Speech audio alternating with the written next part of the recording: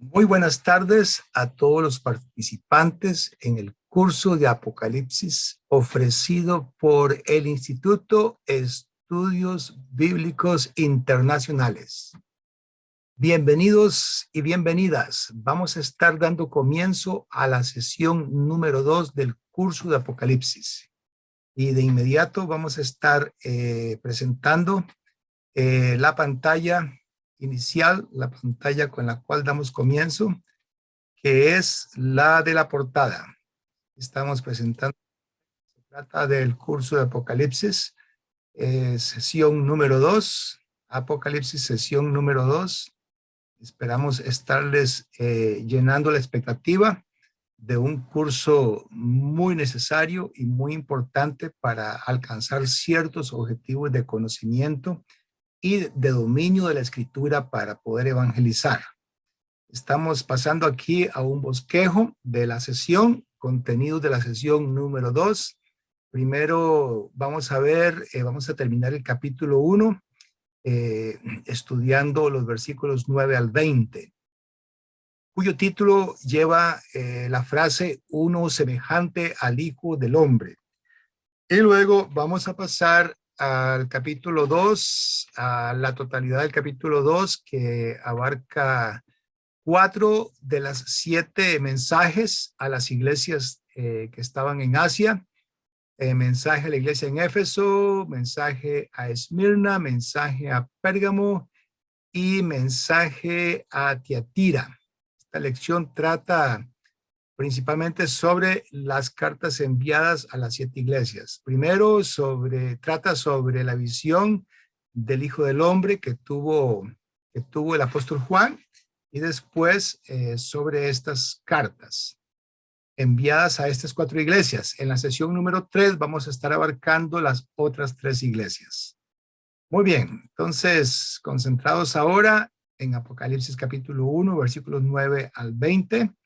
Es importante explicar que esta visión de uno semejante al Hijo del Hombre tiene su precedente en Daniel capítulo 7, versículos 13 y 14.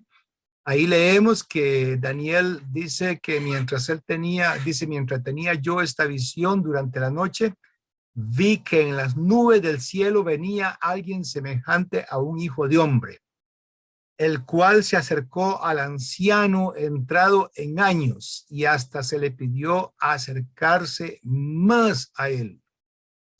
Y se le dio el dominio, la gloria y el reino, para que todos los pueblos y naciones y lenguas le sirvieran. Y su dominio es eterno y nunca tendrá fin, y su reino jamás será destruido. Este reino, bueno, primero hablemos de este Hijo de Hombre. Este Hijo de Hombre es Jesús. Y estamos hablando de una visión en Daniel que prepara el escenario, y en Juan también, que prepara el escenario para el resto del libro. Para entender Apocalipsis es necesario conocer a este Hijo del Hombre, a uno semejante al Hijo del Hombre que Juan y Daniel vieron. De modo que para poder recibir la bendición del mensaje de Apocalipsis es necesario, en un sentido, que nos pase lo mismo que le pasó a Juan, que cayó a los pies de este Hijo del Hombre. Muy bien, seguimos avanzando. Entonces vamos a entrar en la lectura de todo el pasaje. Dice, yo, Juan, soy hermano de ustedes. Repito, dice el texto, yo, Juan, soy hermano de ustedes. Voy a nada más a revisar algo aquí rápidamente. Muy bien. Yo, Juan, soy hermano de ustedes y participo con ustedes en la tribulación, en el reino y en la paciencia de Jesucristo. Por causa de la palabra de Dios y del testimonio de Jesucristo, estaba yo en la isla de Patmos. En el día del Señor quedé bajo el poder del Espíritu, y detrás de mí oí una fuerte voz parecida al sonido de una trompeta, que decía, escribe, en un libro lo que ves y envíalo a estas 7 iglesias: Éfeso, Esmirna, Pérgamo, Tiatira, Sardis, Filadelfia y Laodicea. Yo volví la mirada para ver quién era la voz que hablaba conmigo, y al volverme vi 7 candeleros de oro. En medio de los 7 candeleros vi a alguien semejante al Hijo del Hombre. Hay que usar mucho la imaginación aquí, que vestía un ropaje que le llegaba hasta los pies, que llevaba un cinto de oro a la altura del pecho. Su cabeza y sus cabellos eran blancos como lana, parecían de nieve. Sus ojos chispeaban como una llama de fuego. Sus pies eran semejantes al bronce pulido y brillaban como en un horno. Su voz resonaba como el estruendo de un poderoso caudal de agua. En su mano derecha llevaba 7 estrellas, y de su boca salía una aguda espada de doble filo. Su rostro era radiante como el sol en todo su esplendor. Cuando lo vi, caí a sus pies como muerto, pero él puso su mano derecha sobre mí y me dijo: no temas, yo soy el primero y el último, y el que vive. Estuve muerto, pero ahora vivo para siempre. Amén. Yo tengo las llaves de la muerte y del Hades. Escribe esto que has visto y lo que ahora sucede y lo que va a suceder después de esto. Este es el significado de las 7 estrellas que has visto en mi mano derecha y de los 7 candeleros de oro. Las 7 estrellas son los ángeles de las 7 iglesias, y los 7 candeleros que has visto son las 7 iglesias. Muy bien, vamos a pasar ahora a tratar de comprender frase por frase todo este pasaje de Apocalipsis capítulo 1, versículos 9 al 20. Vamos a concentrarnos en qué es lo que el apóstol Juan tenía en común con los receptores de esta profecía. Son 3 cosas, ¿verdad? Tenían en común la tribulación, el reino y la paciencia.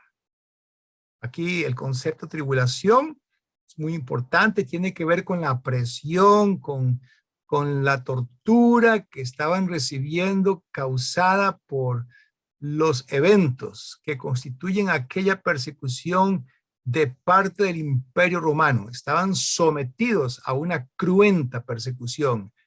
A esa tribulación se refiere la palabra, de la cual Juan era partícipe juntamente con ellos, con los receptores de la epístola, que eran los miembros de las 7 iglesias. Y luego tenemos aquí que también participaba con ellos del reino. Y el reino, bueno, tiene que ver con ese reino que en la visión profética de Daniel vimos que a Jesús o a ese hijo del hombre le fue dado un reino, y esta profecía de ese reino que allá en Daniel 600 años antes de Cristo se le dio a Daniel, ese reino que se profetizó tiene que ver con la iglesia. Ese reino es la iglesia.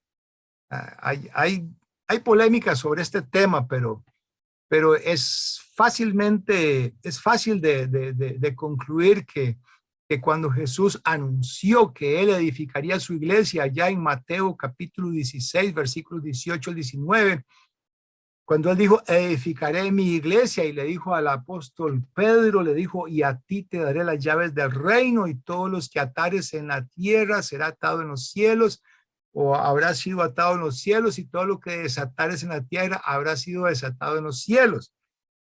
Es decir, al apóstol Pedro se le dio el privilegio de ser el primero que predicara el evangelio y que servía como llave para abrir la entrada a la iglesia, esto es, al reino de Dios.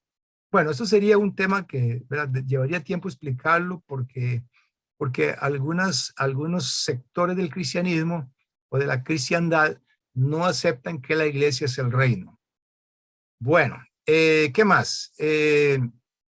Ellos tenían esto en común con el apóstol Juan, los receptores, los miembros de las iglesias que estaban siendo perseguidos porque ellos habían elegido ser seguidores de Jesús y estaban siendo presionados por el emperador Domiciano para que fueran leales a él.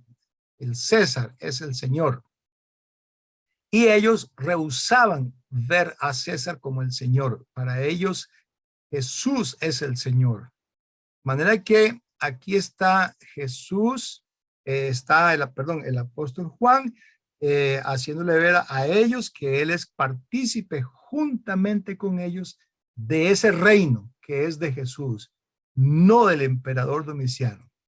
Y otra palabra, otra idea de la cual él es partícipe juntamente con ellos es la paciencia, que tiene que ver con la capacidad de mantenerse fieles a pesar de la tribulación. Y el hecho de que ellos eran partícipes con Juan les ayudaba a perseverar las cargas, ¿verdad? Porque las cargas son más livianas cuando se comparten.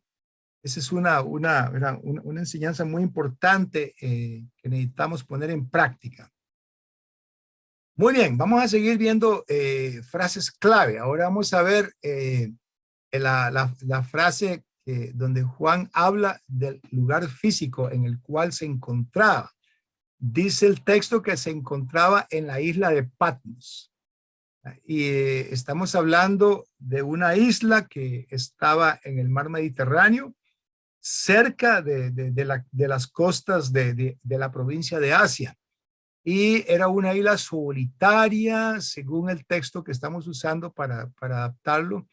Era una isla abatida por el viento y que se utilizaba como prisión romana. Y sucede que Juan había sido enviado al exilio allí, porque él había predicado valientemente la palabra de Dios. Esa era la causa, el cargo que se le había, del cual se le había acusado, que era un predicador de la palabra de Dios, del evangelio, y había rehusado suprimir su testimonio acerca de Jesús. Esa era la razón por la cual Juan estaba prisionero en esa isla, y el gobierno romano lo había enviado ahí para hacerlo callar. Pero por la gracia de Dios, el Señor estaba ahora a punto de darle voz a Juan por medio de esta profecía. Muy bien, seguimos viendo frases clave. Estamos leyendo ahora que dice en el versículo 10 que él quedó en el día del Señor, quedó bajo el poder del Espíritu. Es un importante dato. Estamos hablando de la condición espiritual en la que se encontraba cuando escribió el libro. Comienza con la expresión día del Señor.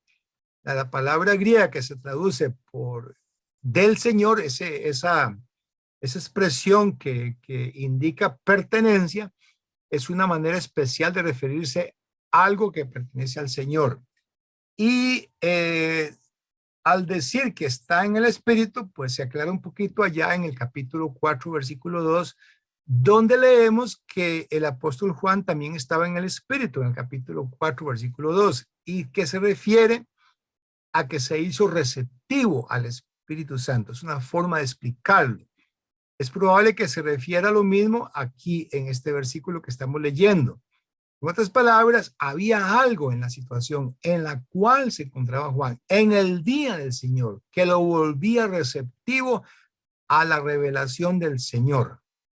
Otra manera de explicarlo es que había perdido contacto con la realidad del mundo material que lo rodeaba. Estaba en el espíritu. Ahora veía, pero no con los ojos corporales. ahora oía, pero no con los oídos físicos. Estaba en contacto directo, espiritual, con el Señor, con el Salvador y el Señor. Veremos ahora otra frase, la que tiene que ver con la gran voz. Dice que oí una fuerte voz parecida al sonido de una trompeta. Esa voz que oyó detrás de él acaparó su atención, una voz que sonaba inconfundible e imponente, como de trompeta. Y la voz le dijo, escribe lo que ves y envíalo a las 7 iglesias, y ahí está la lista de las iglesias. Vamos a ver ahora la frase que dice que vio a alguien como alguien semejante al Hijo del Hombre. Bueno, ya vimos que eso tiene su precedente allá en Daniel capítulo 7. A Juan muy posiblemente se le desorbitaron los ojos cuando miró fijamente a Jesús en toda su gloria. Y estamos hablando del mismo que Daniel había conocido solamente como Hijo de Hombre. Dice el texto que lo que vio Juan fueron 7 candeleros de oro. Estos candeleros de oro, en el versículo 12, nos recuerdan el candelero de 7 brazos que estaba en el tabernáculo, allá en Éxodo, capítulo 25, versículos 31-32.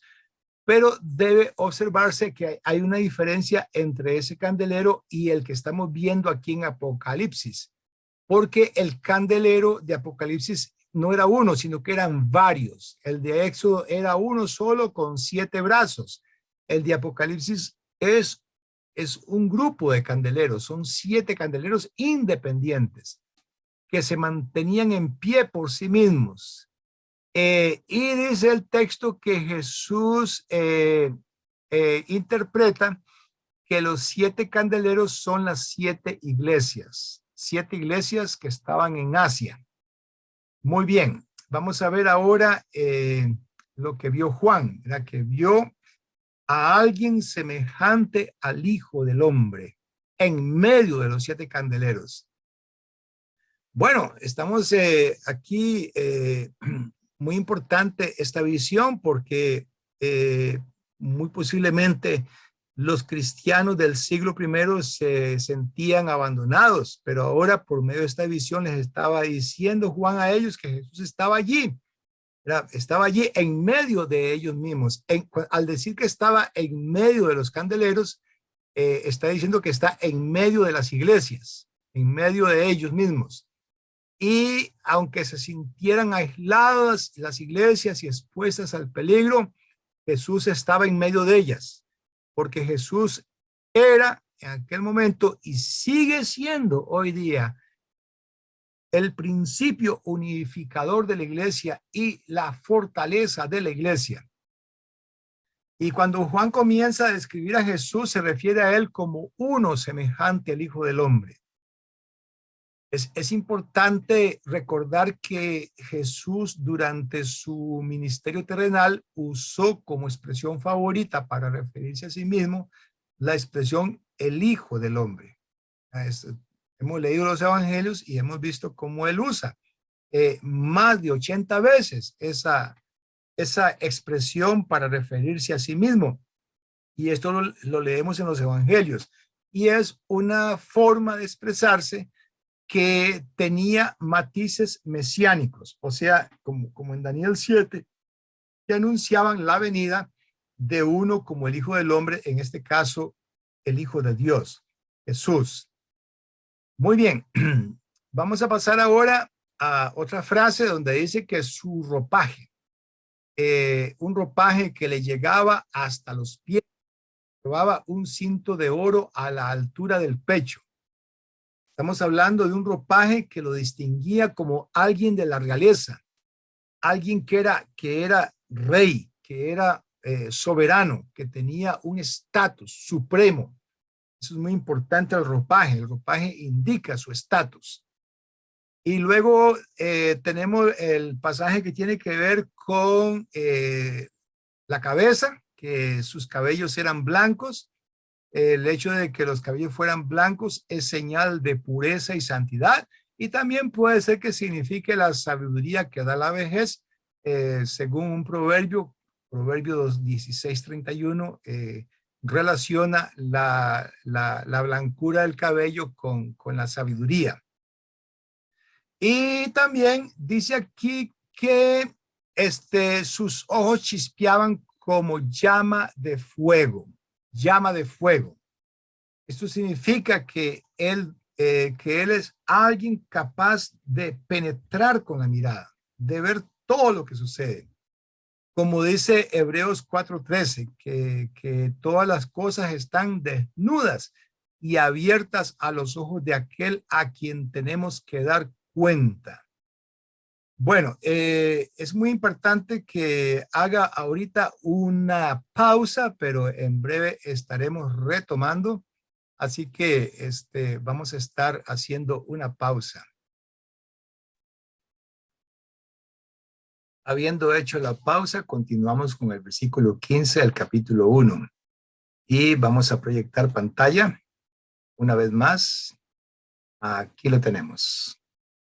Muy bien. Estamos una vez más intentando compartir pantalla y estamos compartiendo vista del moderador. Parece que hay un pequeño problema. Comenzamos. Aquí está la vista del moderador. Muy bien, ahora sí. Pasamos al versículo 15, donde dice que sus pies eran semejantes al bronce pulido y brillaban como en un horno. Muy bien, vamos ahora a referirnos a la expresión pies semejantes al bronce pulido.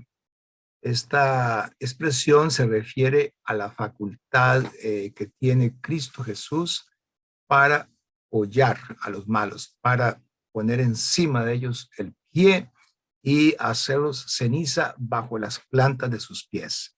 Esa es la idea de pies semejantes al bronce pulido. Y dice que brillaban como en un horno. Entonces tiene que ver con un estado de la materia, un estado del bronce en el cual está todavía sin fundirse, pero al rojo vivo, brillando como en un horno.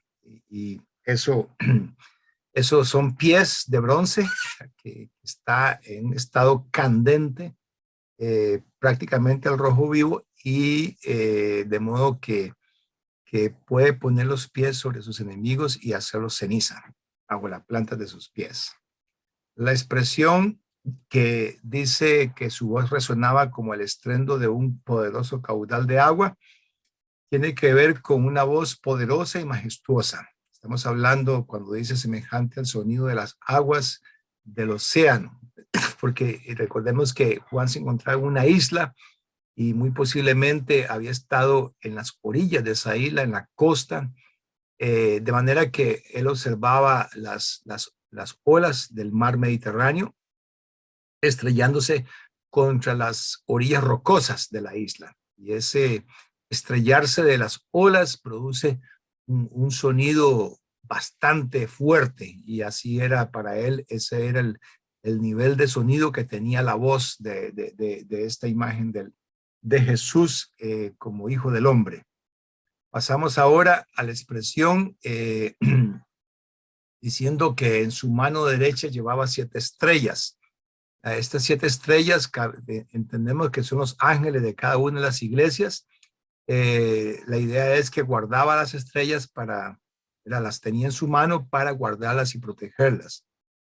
No sabemos con certeza qué eran las estrellas, pero podemos entender lo que Jesús estaba tratando de decir cuando consideramos el capítulo 2. En el versículo 1 dice que al ángel de la iglesia en Éfeso, por ejemplo. Entonces ahí estamos viendo que, y luego en el versículo 7 de ese mismo capítulo dice que lo que el Espíritu dice a las iglesias. Entonces, lo que dice a las iglesias y lo que dice al ángel es lo mismo. Entonces quiere decir que tiene que ver con la iglesia. Los ángeles o las estrellas, ellos representaban a las iglesias y por lo tanto representaban a los miembros de esas iglesias. Es una posible explicación. Y la expresión que de su boca salía una aguda espada doble filo, pues es obvio que se trata de la palabra de Dios, Hay muchos otros pasajes que sustentan esta idea, como Hebreos capítulo 4, versículo 12, donde dice que la palabra de Dios es una espada de doble filo que penetra hasta partir el alma, las coyunturas y los tuétanos. Y también en Efesios 6, 17, la espada es un símbolo de la palabra de Dios. Y estamos hablando de la palabra con la cual el Señor juzgaría a sus enemigos. Y el hecho de que su rostro era radiante como el sol en todo su esplendor es un recordatorio de la transfiguración cuando el rostro de Jesús resplandeció como el sol allá en Mateo 17, versículo 2, cuando Juan, Jacobo y estamos hablando de que Juan, Jacobo y Pedro subieron vamos a ver aquí, sí, estamos grabando bien, subieron a la cima del monte junto con Jesús y ahí aparecieron también Moisés y Elías junto con Jesús y ahí Jesús sufrió una transformación de su rostro. De modo que lo que se manifestó transitoriamente en el monte ante la presencia de aquellos tres discípulos llegó a ser permanente en los cielos. Y el propósito de la visión es darle a los recipientes de la profecía la idea de que Jesús tiene el poder de conocer y de actuar según le dicta ese conocimiento. Muy bien, pasamos ahora al versículo 17, cuando dice que Dice Juan que cuando vio aquella imagen cayó a sus pies como muerto, o sea, se desplomó a los pies de Jesús. Eh, eh, a tal punto que Jesús tuvo que poner su mano sobre él y decirle, no temas. Es muy importante entender esto, que al acercarnos a la presencia de Dios es necesario evitar los extremos, porque por un lado, ¿verdad? No nos debe paralizar el temor, porque si nos paraliza el temor, no podemos conocer la intimidad de ese ser a quien llamamos Padre. Y por otro lado, si empleamos demasiada confianza, no conseguiremos mostrarle el respeto y la reverencia que Él merece. Entonces,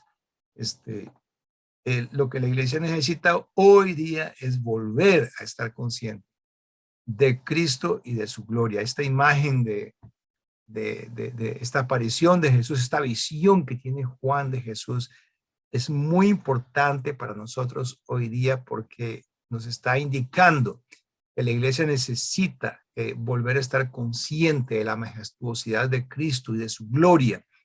Necesitamos verlo alto y sublime y por eso la ausencia de reverencia y de adoración en nuestros cultos hoy día es peligrosa.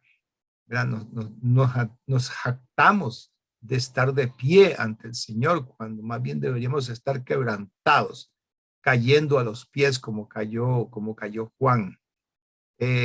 La siguiente expresión cuando dice no temas, bueno, es una expresión que el Señor ha dicho varias veces, ¿verdad? Cuando le dijo a Zacarías, allá en Lucas 1:13, le dijo, no temas, las mismas palabras fueron dichas a María, la madre de Jesús, en Lucas 1:30, y a José también, el esposo de María, en Mateo 1:20. No temas.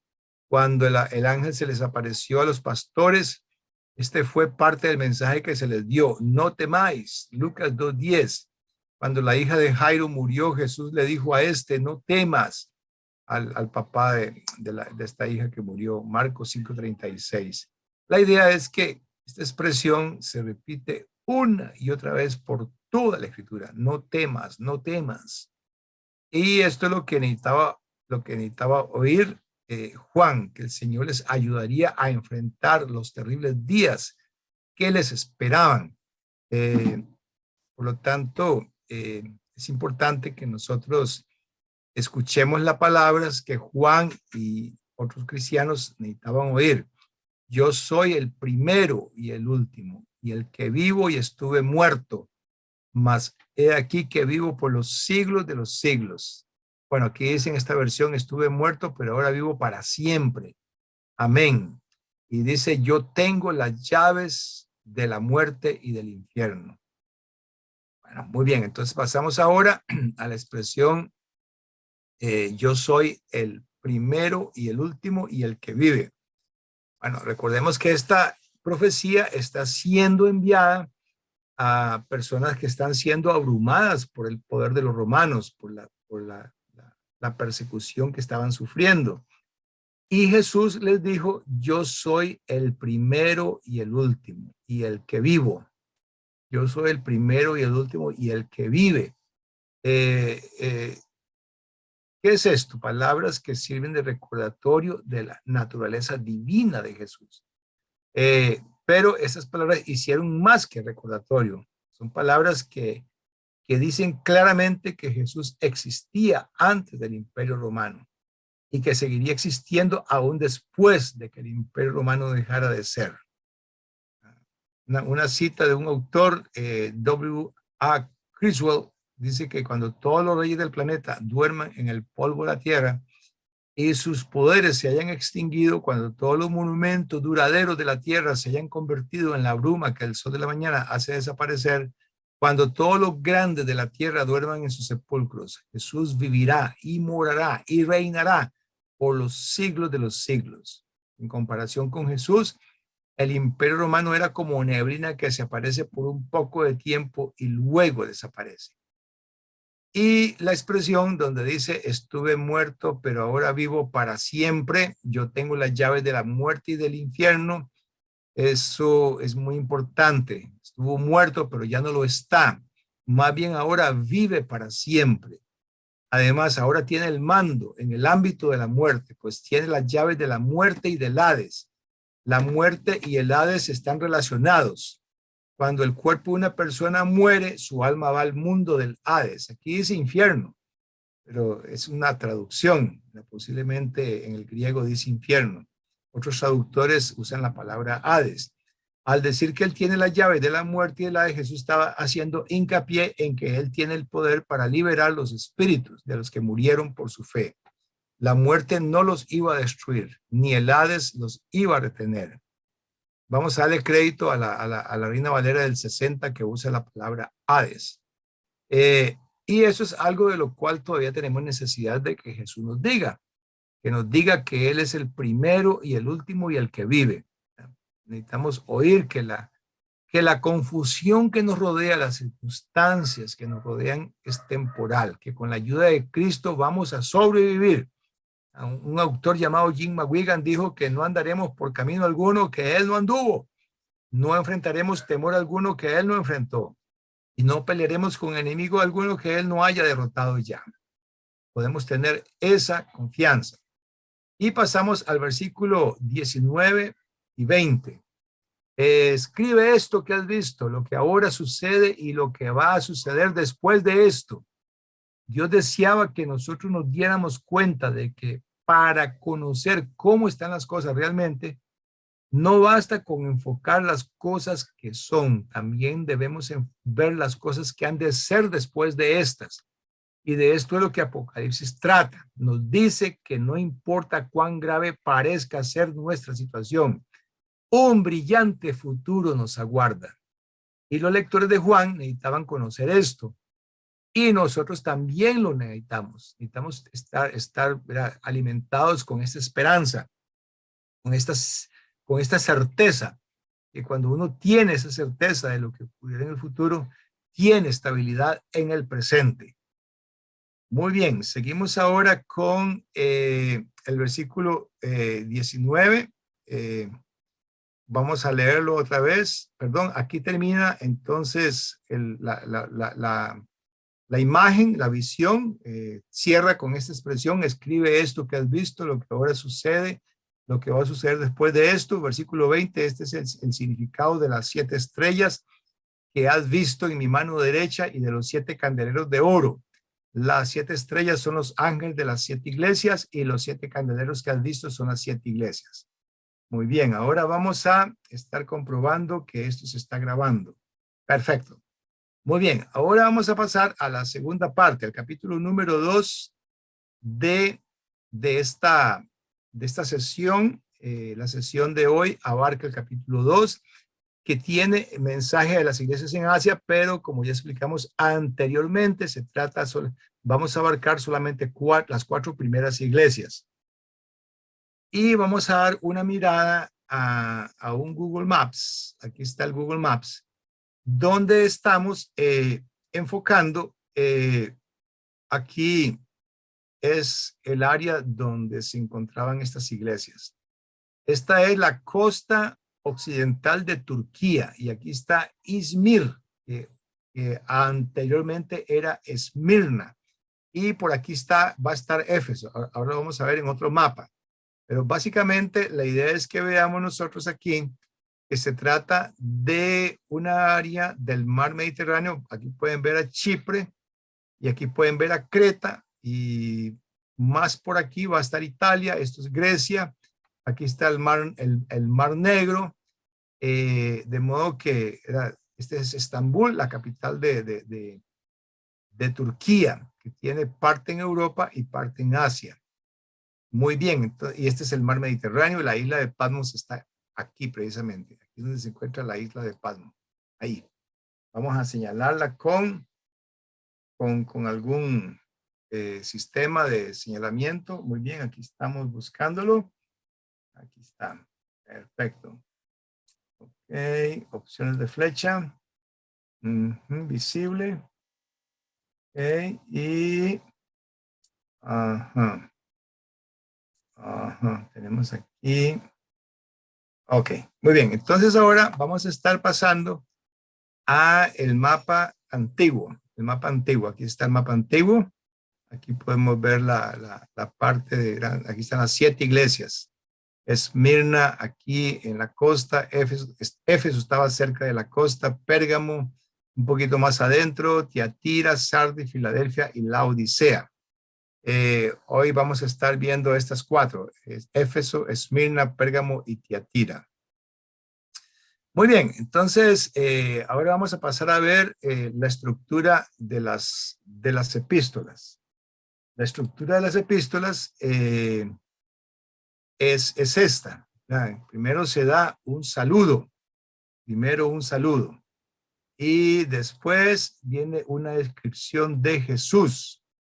Un tercer elemento de la epístola es un elogio para la iglesia. Luego viene una censura para la iglesia. Como quinto elemento viene una advertencia acompañada de amenaza. Luego una exhortación y por último una promesa. No en todas las epístolas se cumple esta estructura. Por ejemplo, en la carta a Esmirna no hay censura y tampoco hay advertencia acompañada de amenaza. Vamos a ver eso. Entonces, es muy importante distinguir esa diferencia. Y luego vamos a pasar a notar que cada carta se distingue por una idea central. En el caso de Éfeso, tenemos que Éfeso necesitaba volver a su primer amor. Eso es lo que necesitaba Éfeso. Esmirna debía prepararse para el sufrimiento. Y Pérgamo necesitaba defender con firmeza la verdad. Y luego Sardis tenía un problema que carecía de autenticidad. Más adelante vamos a ver que a Tiatira se le pedía mayor santidad, a Filadelfia se le instaba a aprovechar las oportunidades para el evangelismo y a la Odisea se le censuraba por su falta de consagración. Muy bien, vamos a pasar ahora a ver Éfeso. Vamos a leer el mensaje enviado a la iglesia en Éfeso. Dice así: escribe al ángel de la iglesia en Éfeso. Así dice el que lleva 7 estrellas en su mano derecha y anda en medio de los 7 candeleros de oro. Yo conozco tus obras, tu arduo trabajo y tu paciencia. Sé que no soportas a los malvados, que has puesto a prueba a los que dicen ser apóstoles y no lo son, y que has descubierto que son unos mentirosos. Por causa de mi nombre has resistido, sufrido y trabajado arduamente sin rendirte. Pero tengo contra ti que has abandonado tu primer amor. Así que ponte a pensar en qué has fallado y arrepiéntete y vuelve a actuar como al principio. De lo contrario, vendré a ti y si no te arrepientes, quitaré tu candelero de su lugar. Pero tienes algo a tu favor. No soporta las obras de los nicolaitas, las cuales tampoco yo soporto. El que tenga oídos, que oiga lo que el Espíritu dice a las iglesias. Al que salga vencedor, le permitiré comer del árbol de la vida, el cual está en medio del paraíso de Dios. Muy bien, vamos a ver el primer elemento. El primer elemento es el saludo. Dice, escribe al ángel de la iglesia en Éfeso. Es importante recordar que Éfeso era la más importante de las 7 ciudades. Se le conocía como la joya de Asia. Era el centro del comercio de aquella parte del mundo y era famosa por servir de sede al templo de Diana, que era una de las 7 maravillas del mundo. Y Éfeso fue especialmente importante en lo que concernía a la propagación del evangelio, porque Pablo pasó casi 3 años laborando ahí en Éfeso, según leemos en Hechos 19, versículos 1 al 22 y capítulo 20, versículo 31. Cuando Pablo estuvo en prisión en Roma, fue que escribió una carta a la iglesia que estaba en Éfeso y después de su liberación dejó a Timoteo en Éfeso para que mandase a algunos que no enseñaran diferente doctrina. Entonces, esas son características de la iglesia en Éfeso, a la cual fue enviada el primer mensaje. Tenemos ahora el elemento de la descripción de Jesús, donde a Jesús se le presenta como el que lleva 7 estrellas, lleva 7 estrellas en su mano y anda en medio de los 7 candeleros de oro. Esta descripción se basa en la visión del capítulo 1. Esto refiere a la visión que tuvo Juan de uno semejante al Hijo del Hombre y refleja 2 verdades acerca de Jesús que la iglesia en Éfeso necesitaba conocer. La primera es que lleva 7 estrellas. Significa que tiene poder para actuar protegiéndolos y que es responsable del destino del universo. Era Jesús quien tenía las estrellas en su mano. Y su presencia para percibir, ¿verdad? Anda en medio de los 7 candeleros. Está refiriéndose a su presencia para percibir, para estar al tanto de todo lo que sucede en las iglesias, porque a medida que él se desplaza en medio de los 7 candeleros, lo que está dando a entender es que se desplaza inspeccionando las iglesias y observa los puntos fuertes y los puntos débiles de ellas y diagnostica la condición espiritual de las iglesias. Es en la presencia y la capacidad perceptiva de Jesús en las que se hace hincapié aquí. Vamos a pasar ahora al elogio. En el elogio leemos que dice que por causa de del nombre de Jesús, por causa de mi nombre, has resistido, sufrido y trabajado arduamente sin rendirte.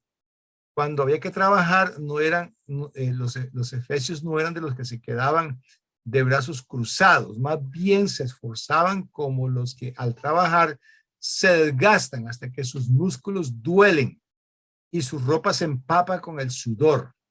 Además, no dejaban de trabajar cuando el trabajo se volvía difícil.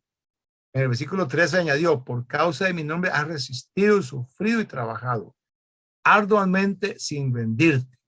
La expresión sin rendirte proviene de la misma palabra griega que se traduce por arduo trabajo en el versículo 2. Y como ya alguien lo dijo, habían trabajado hasta cansarse, sin cansarse del trabajo. Todos necesitamos esta cualidad, como dice Gálatas 6:9. No nos cansemos, pues, de hacer el bien, porque a su debido tiempo cosecharemos si no nos desanimamos. Y como dice segunda de Tesalonicenses 3:13, y ustedes, hermanos, no se cansen de hacer bien. Pasemos ahora a analizar el versículo 6, la expresión no soporto no soportas las obras de los nicolaitas. ¿Quiénes eran los nicolaitas? Eran falsos maestros que vivían impíamente y instaban a otros a vivir impíamente. Y en la carta a Pérgamo, Jesús relacionó la enseñanza de los nicolaitas con la doctrina de Balaam. Vamos a ver eso más adelante. La cual, esa doctrina alentaba a los israelitas a comer de cosas sacrificadas a los ídolos, según manda decir en la carta a Pérgamo, y a cometer fornicación, según leemos más adelante en capítulo 2, versículos 14 y 15. Hipólito identificó a los nicolaitas como un primitivo grupo gnóstico que practicaba la inmoralidad. Y para darle falsa legitimidad a su impía doctrina, los nicolaitas alegaban haber sido enseñados por Nicolás, uno de los primeros diáconos de la iglesia, según leemos en Hechos capítulo 6, versículo 5. Vamos a hacer una pequeña pausa aquí.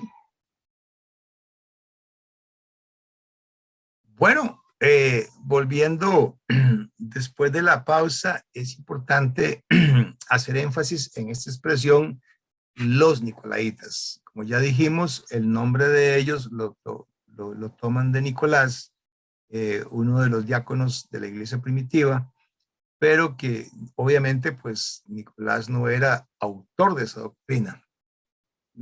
También se le llama la doctrina de Balaam, pero usan el nombre para legitimar la doctrina.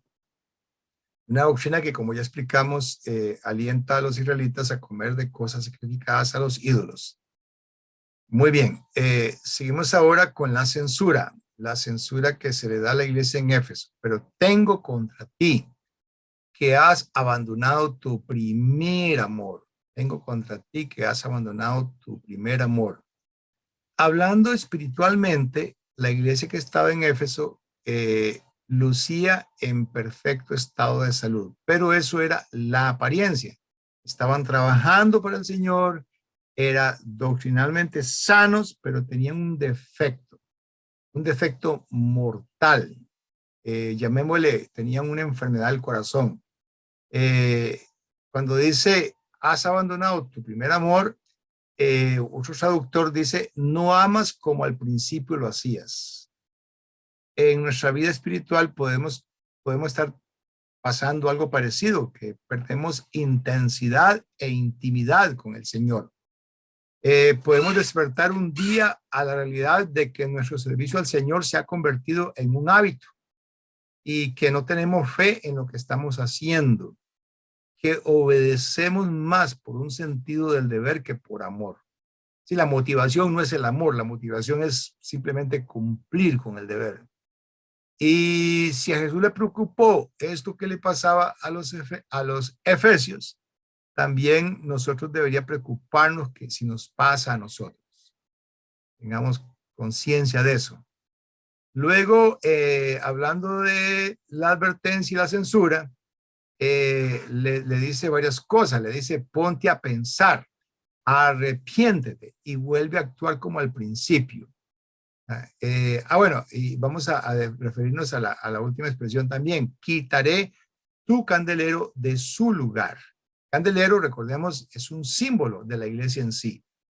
Y el significado simbólico del acto de quitar el candelero debe de significar que la iglesia dejaría de existir.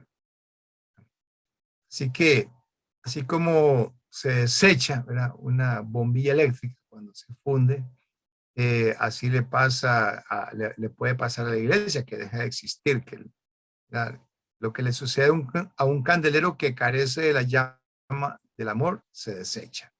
Y cuando alguien deja su primer amor, necesita, como dice aquí, ponerse a pensar sus primeros días, a recordar sus primeros días como cristiano. Necesita recordar la emoción y el entusiasmo de aquellos días. Además, necesita recordar lo que el Señor hizo por él cuando lo salvó de sus pecados. Luego habla de arrepentimiento, que es un cambio de parecer, producto de la reflexión, producto de ponerse a pensar. cuando reflexionamos, cuando nos ponemos a pensar sobre lo que hemos perdido, como le pasó al hijo pródigo, en la parábola del hijo pródigo, que volvió en sí, necesitamos reconocer nuestra necesidad y tomar la decisión de cambiar. Y eso dará como resultado una resolución. En este caso, una resolución a hacer todo lo que se pueda con la ayuda de Dios.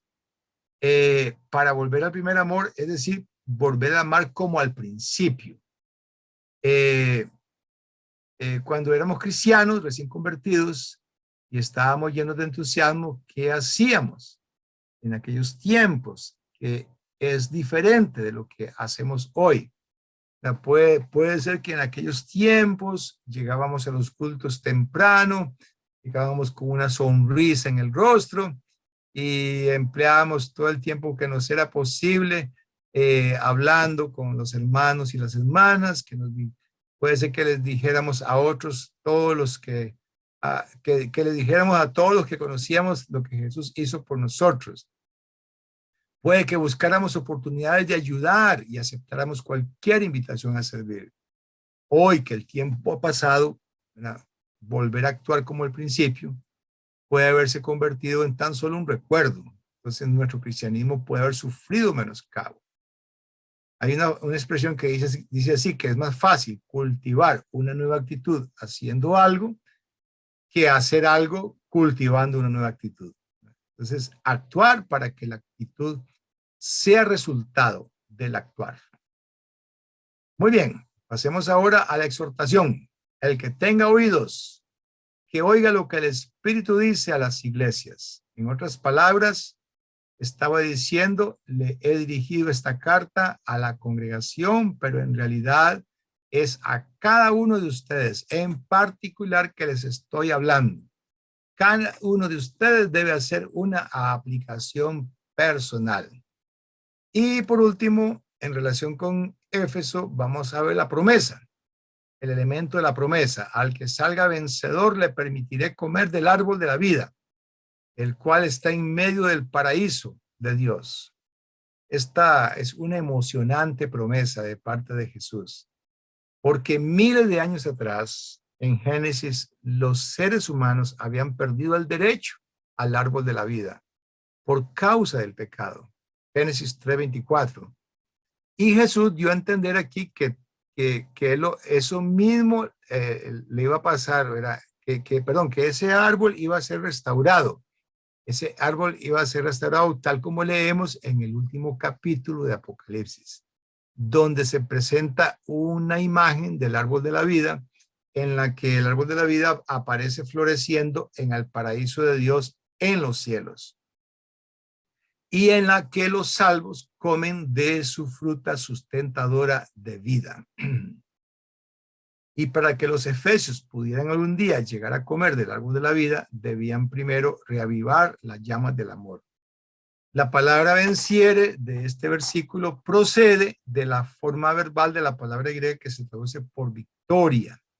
Significa que uno supera victoriosamente las circunstancias en las que se encuentre, en las circunstancias de opresión en las que se encuentre.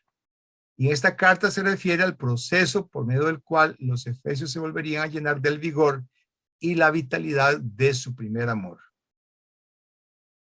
Muy bien, vamos entonces a pasar ahora ya vimos lo que se manifestó a la iglesia en Éfeso, vamos a leer lo que se expresa, lo que se le escribe a la iglesia en Esmirna.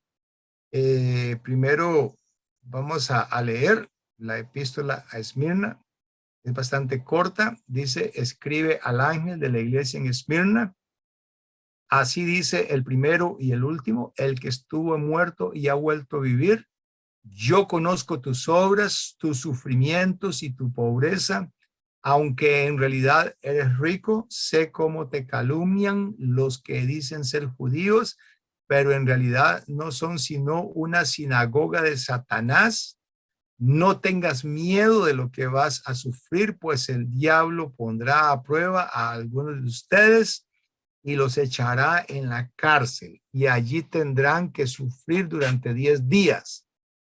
tú sé fiel hasta la muerte, y yo te daré la corona de la vida. El que tenga oídos, que oiga lo que el Espíritu dice a las iglesias.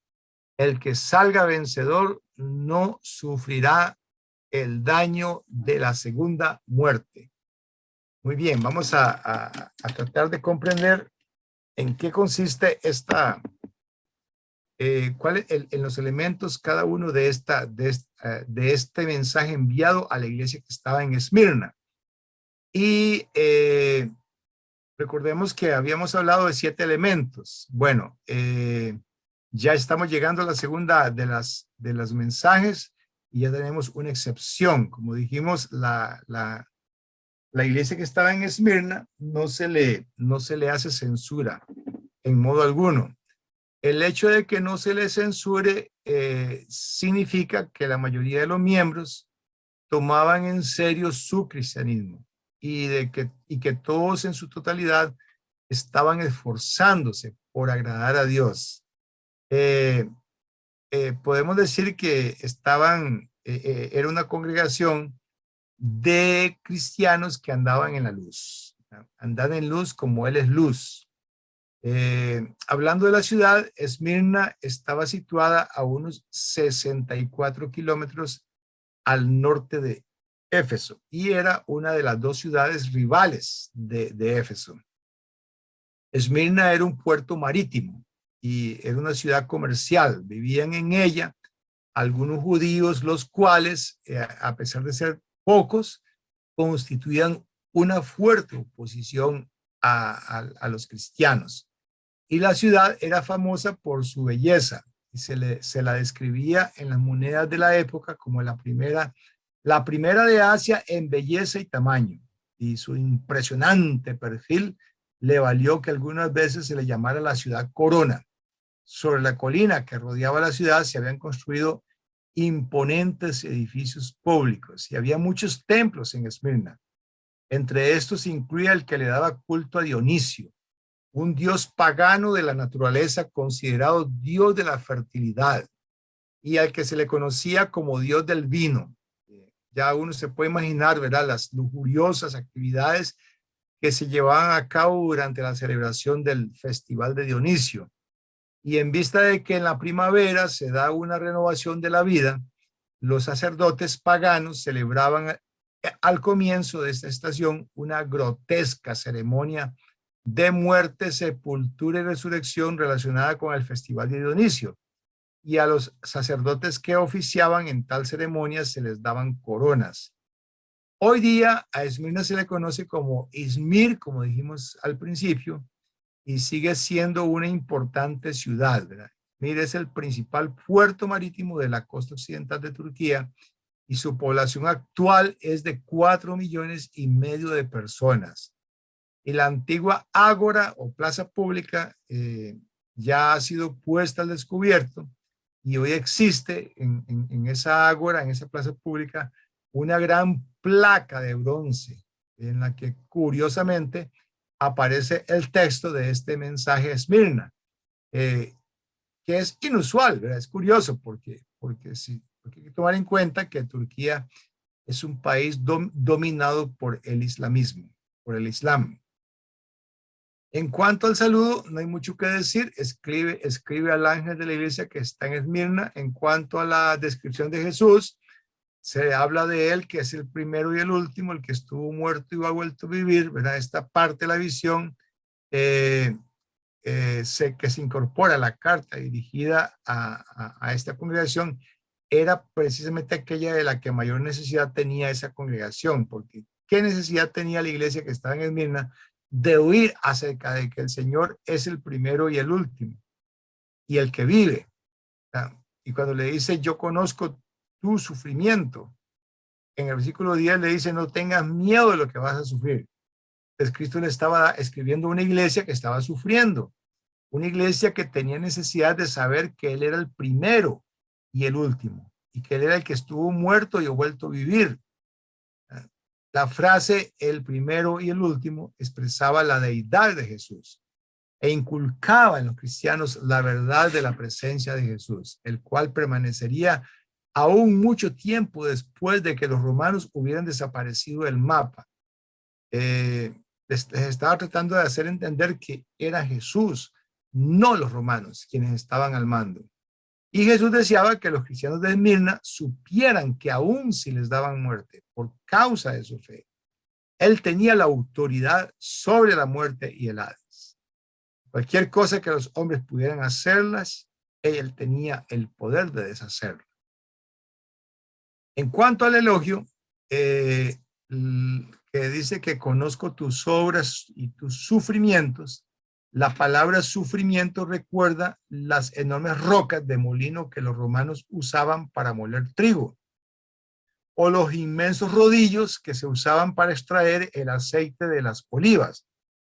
Los cristianos que estaban en Esmirna estaban sufriendo una intensa y constante opresión. Les estaban extrayendo su vida, así como se extrae el aceite de las olivas. Los estaban moliendo, así como se muele el trigo para hacerlo harina. En otras palabras, Jesús les estaba diciendo, comprendo que están sufriendo gran opresión, están siendo perseguidos, que los nombres de ustedes son blasfemados, calumniados, como dice aquí. Dice que sé cómo te calumnian los que se dicen ser judíos. Algunos de ustedes han sido rechazados por sus familias, otros han perdido sus trabajos y sus hijos tienen hambre. Muchos serán echados en la cárcel y otros serán muertos. Sé que es difícil, es lo que les estaba diciendo. Cuando les dice, aunque en realidad eres rico, Jesús entendía lo que significaba ser oprimido. Cuando estuvo en el huerto de Getsemaní, que por cierto, esta palabra significa prensa de aceite, se imagina usted la implacable opresión que sufría en su mente y en su alma, que lo llevó a exclamar, Padre, si quieres, pasa de mí esta copa. Y Jesús también conoce la tribulación que usted y yo padecemos. Está al tanto de los momentos cuando estamos a punto de ceder bajo la presión. Él conoce y entiende perfectamente.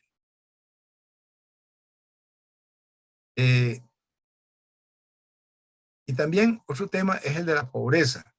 Estos cristianos eran pobres. Y dice, conozco tus obras, tus sufrimientos y tu pobreza.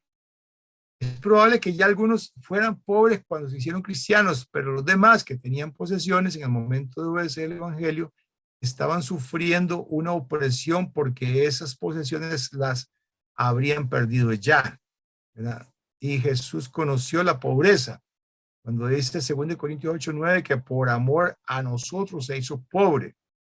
Y luego Jesús expresó entre paréntesis unas palabras que causan asombro, pero tú eres rico, le dice. No debían sentir lástima por sí mismos, pues eran ricos en lo que realmente importaba ser ricos. Uno se puede imaginar a Jesús diciéndoles, puede que sus familias les hayan vuelto la espalda, pero ahora ustedes son parte de la familia de Dios. Puede que hayan perdido sus trabajos, pero ahora tienen una vocación más sublime. Puede que ahora lleven harapos sobre sus espaldas, pero han sido vestidos con ropas de justicia. Pueden que sus bolsillos estén vacíos, pero sus corazones están llenos. Están siendo perseguidos, pero pueden gozarse de que son tenidos por dignos de esa persecución. Y sus cuerpos están en peligro, pero sus almas están a salvo. Puede que sus nombres estén siendo calumniados sobre la tierra, pero alrededor del gran trono blanco son pronunciados con reverencia. Puede que los hombres estén en contra de ustedes, pero Dios está a favor de ustedes, como dice Romanos 8:31. Si Dios es por nosotros, ¿quién contra nosotros? Luego tenemos que Jesús deseaba recordarles que tenían riquezas espirituales. Habían sido salvados de sus pecados pasados. Eran templo del Espíritu Santo. Jesús era el mediador de ellos y Dios era el Padre de ellos. Eran parte de la familia de Dios y podían acercarse a Él en cualquier momento. Podían tener tranquilidad de ánimo y junto con esta tranquilidad, la dicha que permanece, como leemos en 1 Pedro 3:14 y 4:14. Abrigaban en sus corazones la esperanza que les estaba guardada en los cielos, como dice Colosenses 1:5. Los cristianos que estaban en Esmirna gozaban de una prosperidad que nadie les podía arrebatar. Y necesitamos entender en qué consisten las verdaderas riquezas. Muchos se han dedicado a la acumulación de dinero y posesiones, pero el dinero no puede comprar las cosas que realmente importan. El dinero puede comprar medicinas, pero no puede comprar la salud. El dinero puede comprar servicios, pero no puede comprar amigos. El dinero puede comprar entretenimiento, pero no puede comprar la felicidad. El autor de la epístola a los Hebreos dijo: sean vuestras costumbres sin avaricia, contentos con lo que tenéis ahora. Hebreos 13:5. Jesús instó, si no, dice, haceos tesoro en el cielo, donde ni la polilla ni el orín corrompen, y donde los ladrones no minan ni hurtan, porque donde está vuestro tesoro, allí estará también vuestro corazón. La expresión, sé cómo te calumnian los que dicen ser judíos, pero que en realidad no son sino una sinagoga de Satanás.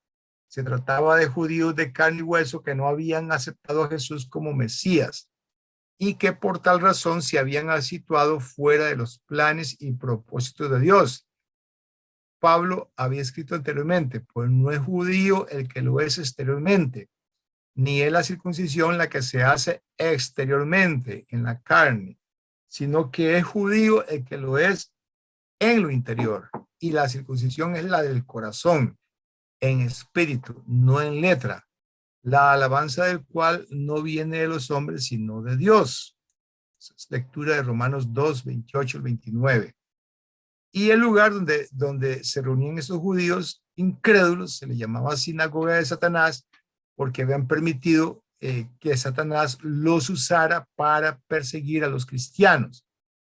En la ciudad de Esmirna, la ciudad donde se fraguaba lo más cruento de la persecución, hallamos la misma combinación eficaz de factores que abrumaron a Jesús y a Pablo, que son los siguientes: judíos influyentes que eran capaces de manipular a líderes romanos, porque fueron judíos resueltos los que persuadieron al gobernador romano para crucificar a Jesús.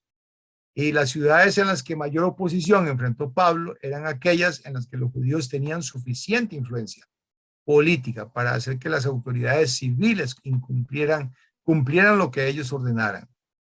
Los judíos calumniaban a los cristianos. Los judíos le llamaban a Jesús el que fue colgado. Era maldito el que fue colgado en un madero. Y ridiculizaban a los cristianos. Hay una versión en la cual se lee: sé que ustedes son maltratados, injuriados y calumniados.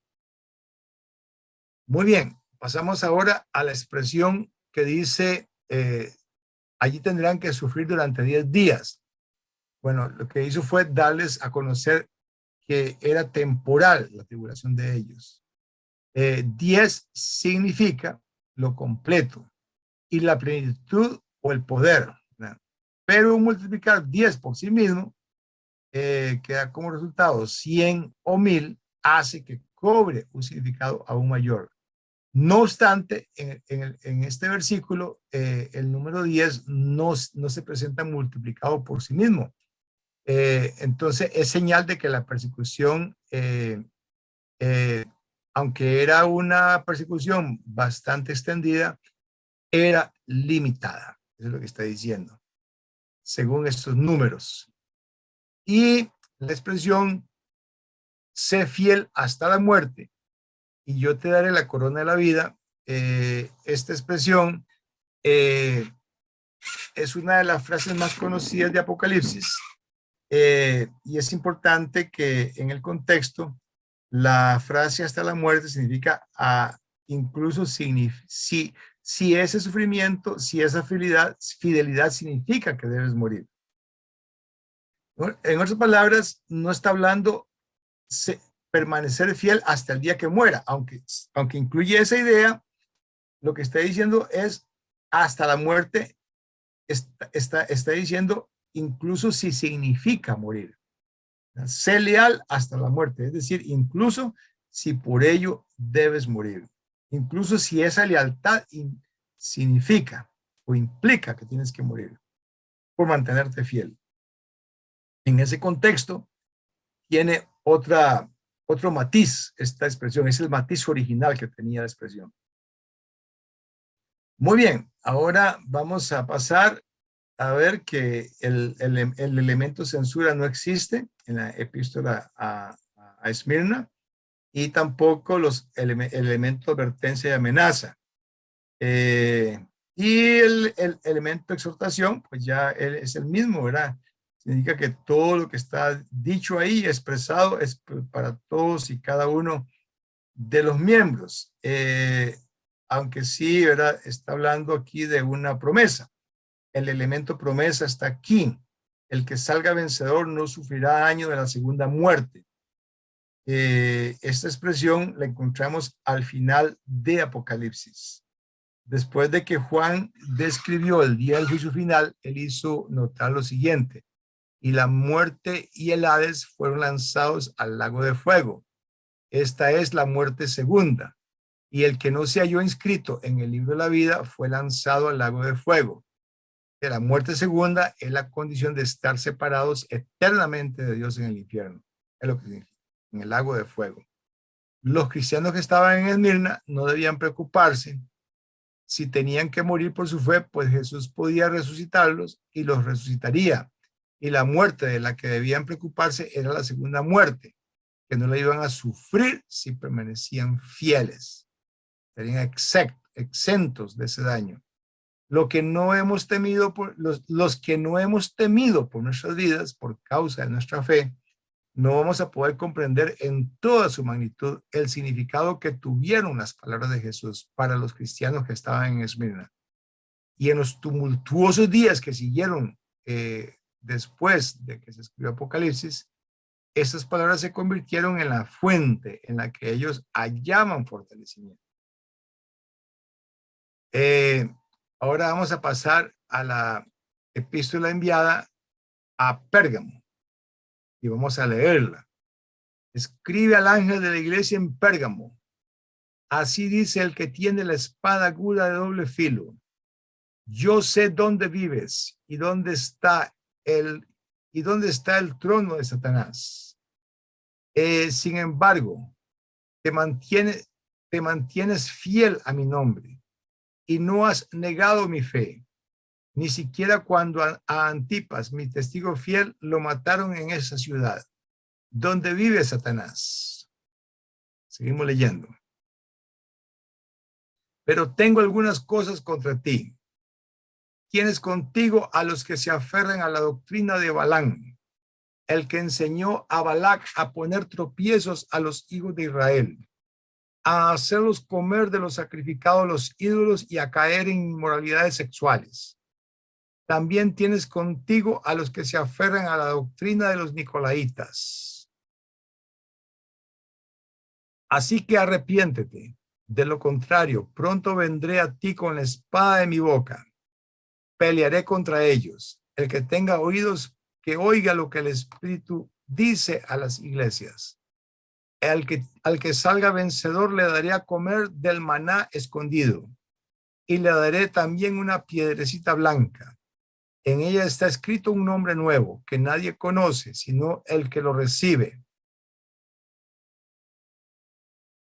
Muy bien. Vamos a estar viendo entonces los elementos. El saludo. En el saludo dice claramente que el mensaje fue enviado a la iglesia que estaba en Pérgamo. Y notamos que Pérgamo fue fundada sobre un monte y luego se esparció hacia la llanura que estaba al pie del monte. Y hoy día la ciudad moderna de Bergama cubre la parte baja de la antigua ciudad. En cuanto a la descripción de Jesús que se da, dice que así dice el que tiene la espada aguda de doble filo. Bueno, ya habíamos dicho nosotros que la palabra de Dios se le representa como una espada. Y en vista de que la espada de esta visión provenía de la boca de Jesús, entonces es muy obvio que se refiere a la palabra de Dios. Haremos una pequeña pausa. Después de esta pausa, entonces estamos recordando que estábamos hablando de lo que significa la espada de doble filo. Y esta palabra de la que representada por esta espada de doble filo, es importante entender que no está hablando del evangelio, sino del juicio del Señor sobre sus enemigos. Y Jesús deseaba que los cristianos de Pérgamo supieran que el poder de Roma no era mayor que el poder de él. Y los cristianos de Pérgamo no debían permitir que las armas de los romanos los amedrentaran. La espada de juicio del Señor era la única que debían temer. Pasamos ahora al elogio a la iglesia en Pérgamo. Yo sé dónde vives y dónde está el trono de Satanás. El elogio continúa. Sin embargo, te mantienes fiel a mi nombre y no has negado mi fe, ni siquiera cuando a Antipas, mi testigo fiel, lo mataron en esa ciudad donde vive Satanás. Estamos hablando de una ciudad donde los propósitos de Satanás habían acaparado el interés de sus habitantes. Satanás se había entronizado políticamente, porque ahí se le había dedicado un edificio de mármol al emperador Trajano, y Pérgamo se enorgullecía de tener el título de ciudad triple Neocorus, que indicaba el privilegio de construir 3 templos que honraban a emperadores, triple Neocorus. Y también se había entronizado Satanás religiosamente, porque el rey de Pérgamo había encargado la construcción de un gigantesco altar para mostrar agradecimiento a Zeus, una estructura que llegó a tener como 36 metros de alto, 34 de ancho y 6 de alto. Y en el centro de la ciudad de Bergama, hoy día, que la antigua Pérgamo, ahí se han preservado restos de un templo erigido a los dioses egipcios, y también un altar consagrado a Esculapios, el dios romano y griego de la sanidad. En este altar, el emblema de este dios es una serpiente entrelazada, que hoy incluso es símbolo del gremio de los médicos, un símbolo que la mayoría de los judíos y los cristianos asociaban con el diablo, como en Génesis 3, ¿verdad? Y Apocalipsis 12:9, serpiente antigua, Satanás. Y a los cristianos primitivos les causaba repulsa el culto a Esculapio en particular. También Satanás se había entronizado culturalmente. Ahí estaba el trono de Satanás culturalmente, porque Pérgamo se especializaba en cultura, y gracias a los poetas, los filósofos, científicos y académicos de Pérgamo, la reputación de Pérgamo rivalizaba con la de Atenas y la de Alejandría, que eran también otros centros culturales muy fuertes. Y el quehacer artístico e intelectual estaba invariablemente relacionado con el emperador o con una deidad pagana o con ambos. Entonces, las presentaciones que se hacían en el teatro, tal como se describió anteriormente, formaban parte de las celebraciones que se llevan a cabo en honor a Dionisio, el dios del vino, y todavía pueden verse las ruinas del templo de Dionisio hacia el extremo norte del sector del escenario. Y también Satanás estaba entronizado moralmente. Había trono de Satanás moralmente hablando, porque los ciudadanos de esta ciudad eran expertos en obras de la carne, tal como dice Gálatas 5, 19 al 21, fornicación, inmundicia, lascivia, borracheras y orgías. De modo que Satanás sí tenía trono, Satanás ahí en la mente, en los corazones y en las vidas de los ciudadanos de Pérgamo. Por eso en este elogio se le dice a Pérgamo que sé dónde vives, donde está el trono de Satanás, y a pesar de eso, sin embargo, te mantienes fiel a mi nombre. No has negado mi fe, ni siquiera cuando Antipa, mi testigo fiel, lo mataron en esa ciudad. Cuando dice te mantienes fiel y no has negado mi fe, significa que se habían aferrado no solo a la persona de Jesús, también a los preceptos de Jesús. Incluso cuando fueron amenazados de muerte, aun cuando Antipas, testigo fiel de Jesús, lo había matado, eh, para los que estaban en Pérgamo ya Satanás había actuado. Ya había caído el primer cristiano a esta ciudad. Antipas, testigo fiel. Donde dice la doctrina de Balán, es evidente que los cristianos que estaban en Pérgamo habían permitido el ingreso de falsos maestros y los habían dejado quedarse entre ellos. Jesús había elogiado a la iglesia que estaba en Éfeso por su intolerancia a los falsos maestros. Ahora censuraba a la iglesia que estaba en Pérgamo por su tolerancia. Balaam ideó un inicuo plan en el Antiguo Testamento, en Éxodo. Y esto fue lo que en otras palabras le dijo a Balac, recordando ese relato. No puedo maldecir a los israelitas, pero si usas tus mujeres para seducirlos a la adoración pagana y a la fornicación, Dios mismo los maldecirá. Y Balac siguió el consejo de Balaam y como resultado Dios mató a 24,000 israelitas con una plaga por haberse dejado seducir por mujeres paganas. Y luego Moisés describió más adelante que fue por consejo de Balaam que las mujeres paganas fueron causa de que los hijos de Israel prevaricaran contra Jehová. Números 31:16. Y la censura incluye, ¿verdad? Que ellos tiene a los que se aferran a la doctrina de los nicolaitas. Ya habíamos hablado de los nicolaitas anteriormente, cuando estudiamos la carta a la iglesia que está en Éfeso. Y los autores cristianos identificaban a los nicolaitas con un grupo gnóstico que practicaba la fornicación. La palabra gnóstico proviene de la palabra griega que significa conocimiento, gnosis. Y los gnósticos alegaban tener conocimiento y discernimiento no disponibles a los demás. Y una popular doctrina gnóstica era que el Hijo de Dios podía pecar todo lo que quisiera, que la gracia de Dios todavía cubría su pecado, sea que se arrepintiera o no. Y así convertían en libertinaje la gracia de nuestro Dios, tal como leemos en Judas 4. Muy bien, y en cuanto a la advertencia y amenaza, cuando dice, de lo contrario pronto vendré, arrepiéntete, de lo contrario pronto vendré a ti y con la espada de mi boca pelearé contra ellos. Este es uno de los pasajes en los que la palabra vendré no se refiere a la segunda venida, cuando llegue el final del mundo, sino a la intervención del Señor desde los cielos para castigar a los inicuos, incluso en esta vida. El Señor no explica de qué manera planeaba hacer uso de su temible espada de juicio, pero sí sabemos que es horrenda cosa caer en manos del Dios vivo. El hecho de que Jesús iba a venir a castigar a los falsos maestros debió haber motivado a la iglesia a preocuparse por los que estaban a punto de ser castigados. Y la disciplina correctiva jamás es cómoda, pero es esencial para la pureza y la reputación de la iglesia, así como para que los salvos se mantengan salvos. Un poco de levadura leuda toda la masa.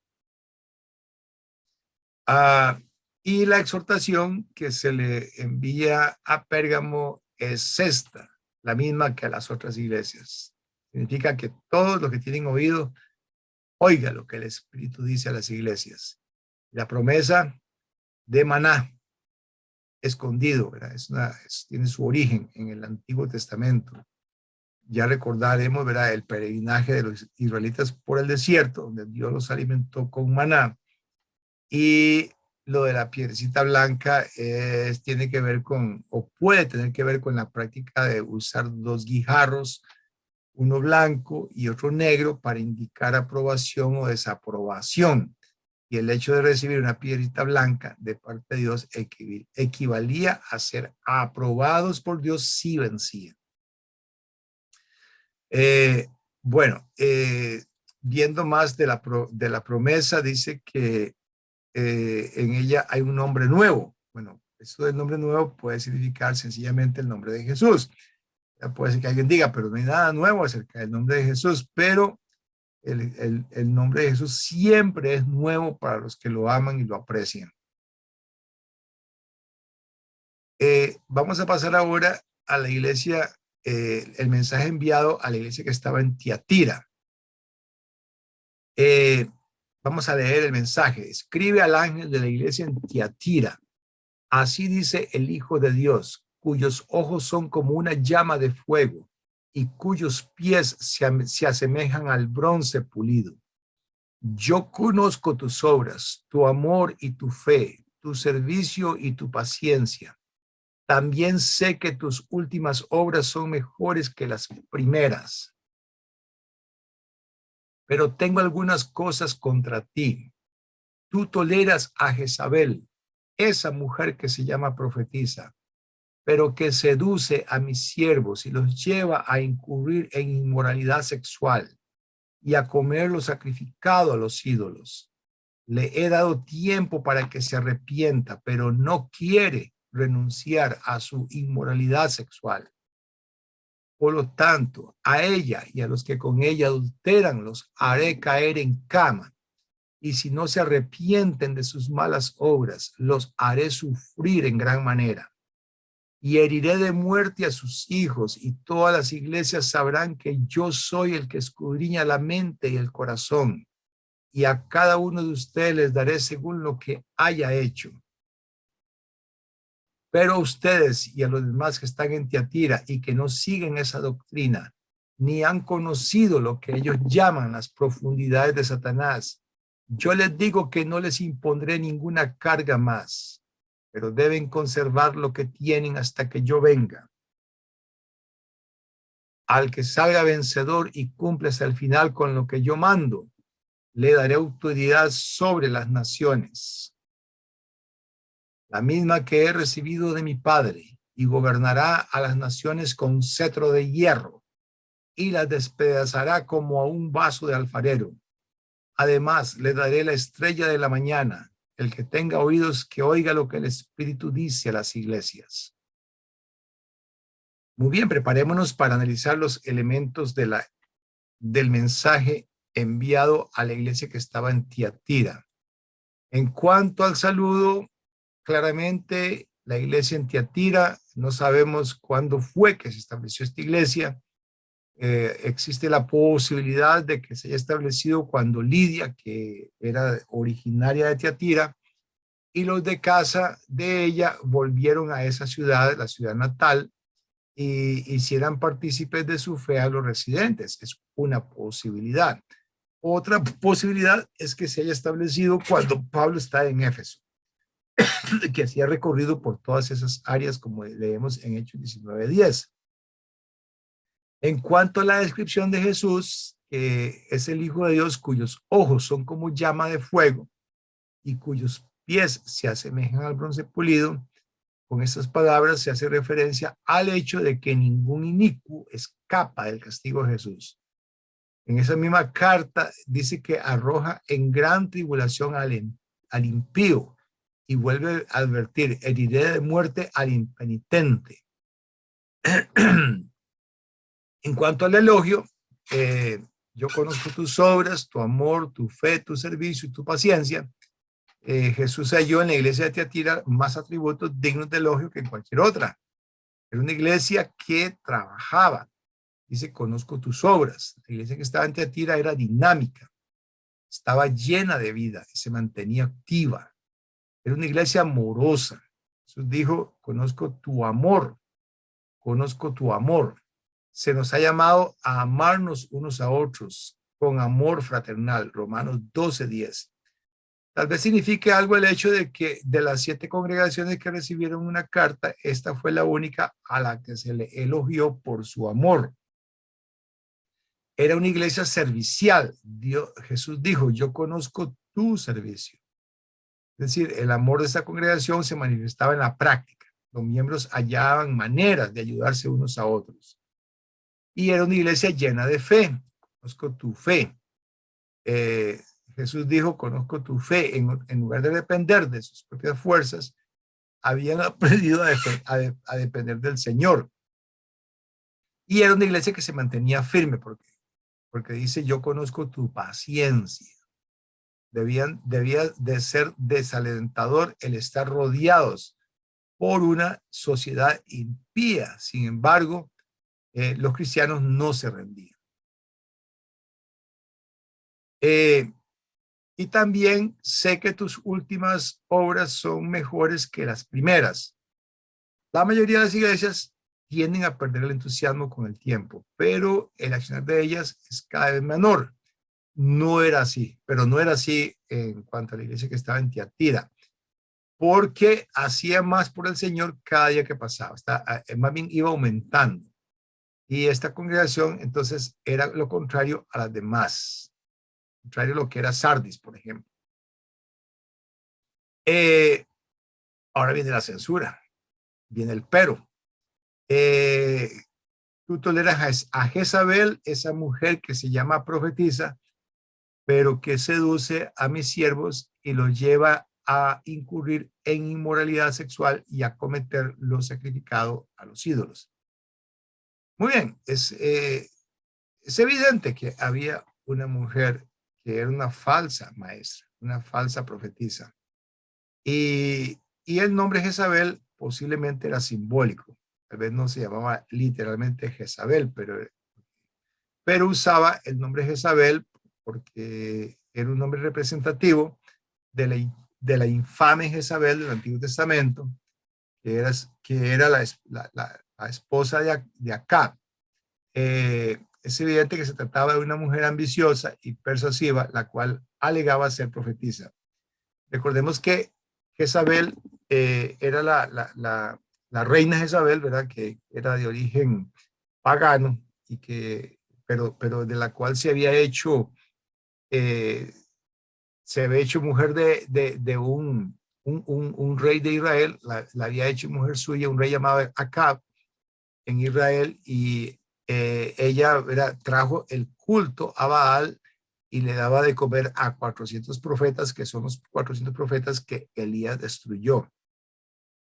De manera que ese nombre, Jezabel, es el que usa Jesús para referirse a esta mujer de Tiatira. Y ella alegaba tener acceso a profundidades, a revelaciones profundas que solo estaban disponibles a través de ella. Y Jesús le llamó a esas enseñanzas las profundidades de Satanás. La doctrina que ella propagaba hacía que los cristianos cometieran el pecado de fornicación y comieran cosas sacrificadas a los ídolos. Y tenía éxito porque ella decía lo que muchos deseaban oír. Tolerar a Jezabel. A Jesús no solamente le molestaba el asunto de Jezabel y los seguidores de ella, también le molestaba que la iglesia permitiera que Jezabel continuara con esa seducción, y deseaba que los cristianos de Tiatira entendieran que el asunto al que mayor atención debían prestarle a la iglesia era el que tiene que ver con enfrentar a Jezabel. O sea, el problema no era Jezabel en sí, sino que la toleraran. En cuanto a la censura, estamos leyendo esto. Vamos a ver todo el mensaje, ¿verdad? Hay una advertencia de amenaza ahora. A pesar de que Jezabel se le había dado la oportunidad de cambiar, Jesús dijo, no quiere renunciar a su inmoralidad sexual. La iglesia había tolerado su arrogancia, pero Jesús no la había tolerado. Y Jesús usó un juego de palabras. Jezabel había seducido a cristianos a caer en cama de fornicación. Ahora Jesús los arrojaría a ellos en cama de tribulación, tal como leemos aquí. Cama, si no se arrepienten. Su capacidad para escudriñar el corazón le permitiría conocer quién se había arrepentido y quién no se había arrepentido. Así cada uno recibiría exactamente lo que merecía. Por eso dice, os daré a cada uno conforme a sus obras. Continuando con la advertencia y amenaza, dice, pero usted y a los demás que están en Tiatira, se trataba de miembros fieles que reconocían el peligro que representaba el grupo de Jezabel, pero que se veían imposibilitados para actuar a título individual por carecer de la autoridad necesaria. Y luego cuando dice le daré autoridad sobre las naciones a ellos, Eso fue lo primero que les prometió Jesús. La idea de regir con vara de hierro es una referencia a Salmo 2, un salmo mesiánico que habla de la autoridad de Jesús. Jesús les estaba prometiendo a los que guardaran sus obras, es decir, a los que le obedecían, que los haría partícipes de su gobierno y que al final los haría partícipes de su victoria sobre el mal. Para una oscura iglesia de un pueblo tan insignificante, eso era un deslumbrante porvenir. Luego, cuando dice que le daré la estrella de la mañana, tomemos en cuenta que esa estrella de la mañana es el precursor de un nuevo día, de modo que la negra noche de desesperanza pronto pasaría, para que un nuevo día lleno de esperanza despuntara sobre el horizonte de sus vidas. Y en cuanto a la exhortación, tengamos en cuenta que esta es la primera vez que la exhortación viene al final de la carta. Este será el modelo que sigue el resto de las cartas. Bueno, aquí estamos llegando al final de la sesión 2 y agradecemos mucho a todos los que están aquí presentes, oyendo, siendo partícipes de esta. Vamos a ver, aquí vamos a dejar de compartir.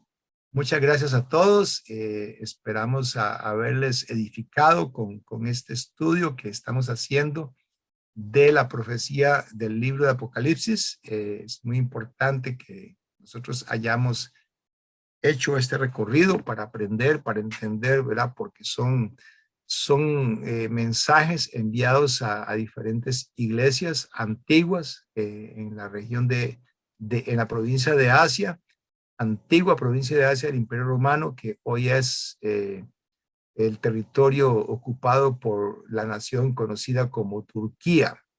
Y todo lo que el contenido de estos mensajes es muy importante aplicarlo, conocerlo para poder aplicarlo a nuestras congregaciones actualmente, las cuales pueden estar perfectamente plagadas de los mismos problemas que estaban plagadas las iglesias antiguas. Y también para que podamos notar cómo a esas iglesias se les daba también elogios, porque había cosas buenas en ellas. Entonces, imitemos lo bueno de estas iglesias y imitemos lo bueno y evitemos lo malo. Muchas gracias a todos. Aquí estamos finalizando la sesión 2 asincrónica. Sesión 2 asincrónica queda finalizada.